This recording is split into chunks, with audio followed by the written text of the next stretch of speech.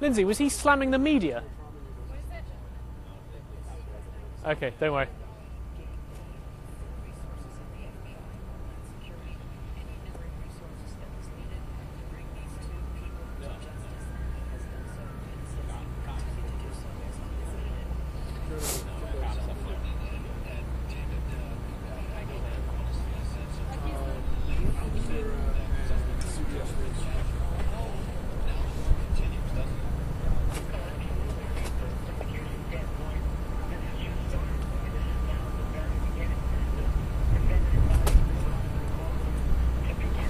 That's right, it's been quite an incredible evening here in Watertown. This is the place that police have been for the majority of the day since the suspect escaped from where they were trying to detain him at about 1:30 in the morning. He went on the run, disappearing into residential neighbourhoods in the streets behind me in Watertown. He went into hiding and police were trying to track him down. Initially, they put a barricade around the area to create a perimeter, and from that point on, they sent officers in to try and flush him out. They evacuated where they could the residents, and they then went door to door in 20 streets, knocking on the doors and checking the backyards. However, and we've learnt this evening at a press briefing just a few minutes ago, where the suspect was found later on was not one of the houses, was not one of the streets that they checked. That was outside of the perimeter.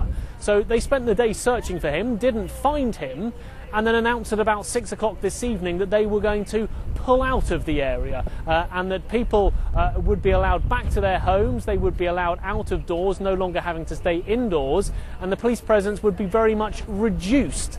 And then, within an hour, we heard that there were gunshots in the area, lots of police rushing back into that residential neighbourhood.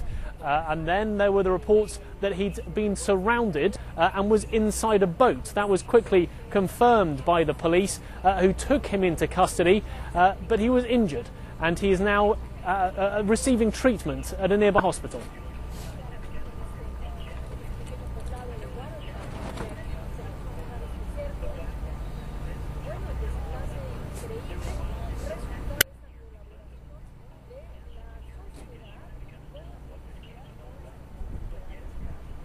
Yes, the scene behind me, it's a very quickly emptying car park. This is where all the police trucks, the police vans, army vehicles have been parked up throughout the day. But within about 5-10 minutes of hearing that he'd been caught, already they were beginning to leave, and they went out in their droves in the last half an hour. There was, however, one nice scene while the press conference was going on.